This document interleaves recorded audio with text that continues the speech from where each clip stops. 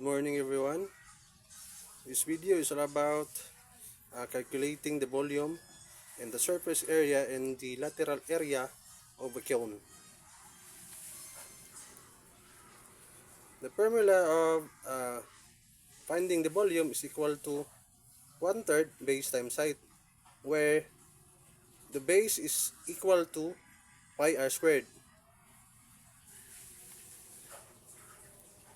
Finding the lateral area of the cone. The formula is lateral area is equal to pi rl. Surface area. Surface area is equal to B plus lateral area, where B is equal to pi r squared and lateral area is equal to pi rl. Our first example, as you can see, we draw a cone which has a radius of 5 centimeter and the uh, height is 12 centimeter and the L or the lateral is 13 centimeter. Based on how we calculate in using Pythagorean theorem, where L squared is equal to R squared plus height plus H squared. All we have to do is we just to solve the following. Substitute our radius is equal to 5 and our height is equal to 12. Now 5 squared is equal to 25 and 12 squared is equal to 144. Then let's just combine 25 plus 144. And the sum of 25 plus 144 is 169. Then 169 being squared is equal to 13. And that's how we get our lateral 13 cm. Now let's proceed to finding the volume. Volume is equal to 1/3 pi r squared times height. Second step is just to substitute the radius and the height. As you can see, the volume is equal to 1/3 pi. Our r is 5 squared and our height is 12. 5 squared is equal to 25. Then 25 times 12 is equal to 300. Now the 1/3 of 300 is equal to 100. That's why we came up 105 centimeters cube as our volume. Now let's proceed to finding the lateral area of our example. Lateral area is equal to pi rl. All we have to do is just substitute. Our R is 5 cm and our L is 13 cm. We just have to multiply the 5 cm and the 13 cm. And now our lateral area is equal to 65 pi centimeter squared. And lastly, finding the surface area in our first example. Now, surface area is equal to B or base plus lateral area, which B is equal to pi r squared and the lateral area is equal to pi rl. The next step is we just have to substitute the value of our radius. Radius is equal to 5 and the lateral is 12. Now 5 squared is equal to 25. Then 25 times pi is equal to 25 pi. The other is 5 times 12 is equal to 65 times pi is 65 pi. Now we just have to add 25 pi plus 65 pi is equal to 90 pi centimeter squared. And that's our surface area. Now let's proceed to our second example. Second example is we have our radius 7 inches. Our lateral is 25 inches and our height is missing. Now, in finding our height, we have to use the use the Pythagorean theorem. L squared is equal to R squared plus H squared. The next step is substitute. The value of our L is 25. Then the value of our R is 7. Then H. So 25 squared is equal to 7 squared plus H squared. 25 squared is 625.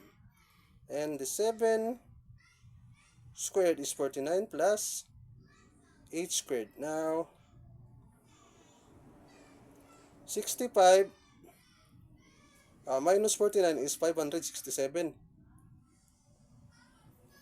is equal to our H squared. Then we just have to a square it. Square root of 576 is equal to 24, and that's the measurement or the value of our height in this example. Now let's proceed in finding the volume of our second example. Now, volume is equal to 1/3 pi r squared times height. Next step is substitute the value of our r and the value of our height. Our radius is 7 and our height is 24. Now 7 squared is 49. As you can see, now 1/3 of our 1/3 of 24 is 8. Then times 49. 8 pi times 49 is equal to 8 pi 392 pi inches squared. Now let's put a pi sign. Pi sign.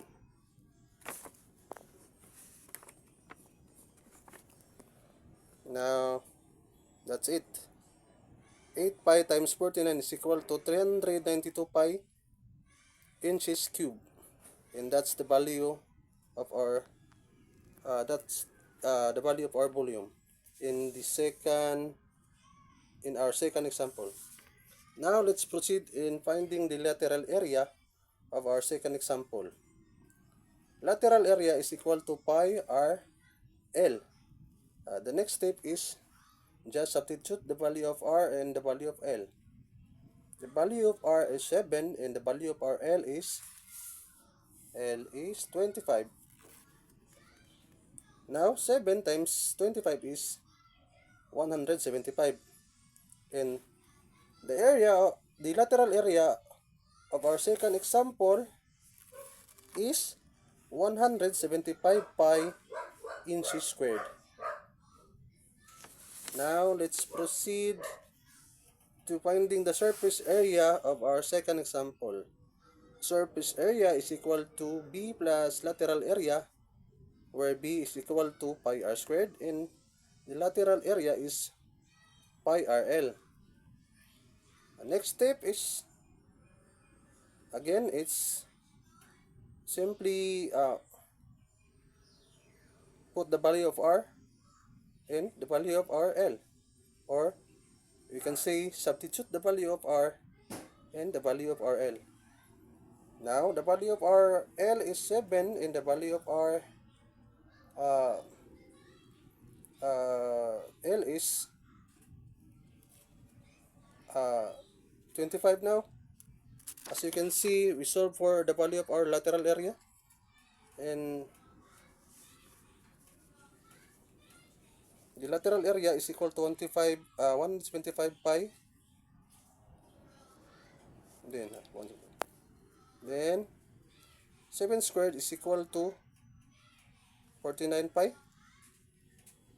Then add 49 pi plus 175 pi is equal to 224 pi inches squared, and that's the final value or the measurement of our surface area.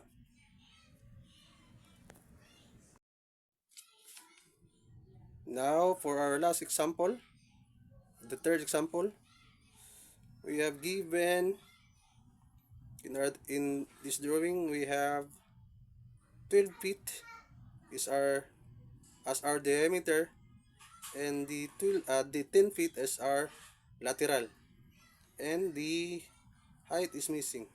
Now, first things first, we have to find the radius in this given example. The radius is equal to 1/2 the diameter. Now, substitute the value of diameter. Now, we have radius is 1/2 multiplied by the measurement of diameter, which is 12. Then our radius is 6, and that's a given 6. Now, the next step is finding the height of our third example.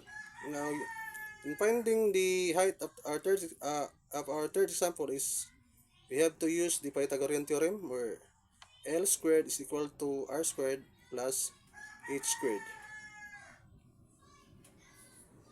Now, let's substitute the value of our L, or the lateral, is equal to 10, and our radius is 6 plus H squared, or our height.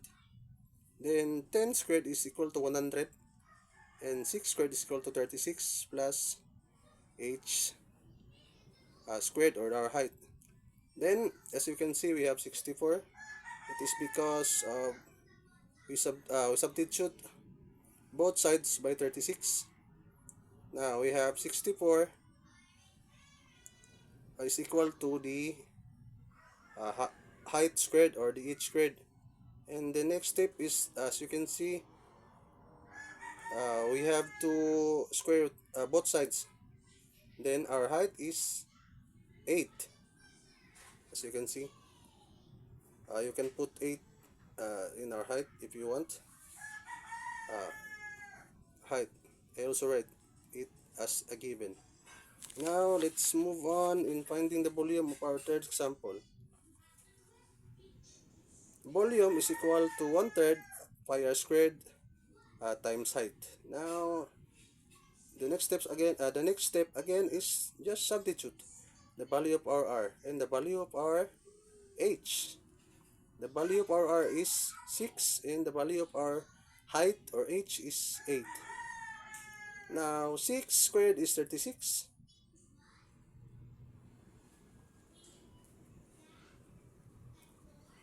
36, as you can see, we have 12 pi times 8, because the 1/3 of 36 is equal to 12.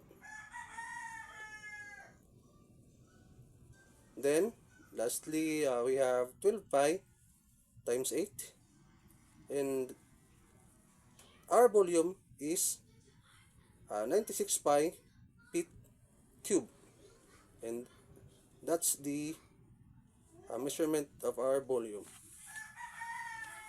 And now, let's proceed in finding the lateral area of our last example, or our third example now. Lateral area is equal to pi r and L. Then the next step again is substitute. The value of our r is 6, then the value of our lateral is 10. Then just multiply 6 times 10 is equal to 60. Then 60 times pi is 60 pi. Then the lateral area is equal to 60 pi feet squared. And finally, finding the surface area of our last example is surface area is equal to base times lateral area,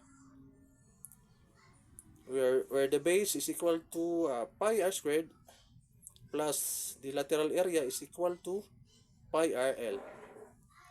Then substitute, as you can see, we have 60 pi based on our last based on we solved a while ago. Lateral area is equal to 60 feet squared. Now, as you can see, lateral is 60 feet, 60 pi. Now, substitute the value of our r is 6. 6 squared is equal to 36. And just add 36 pi plus 60 pi is equal to 96 pi feet squared. And that's the surface area.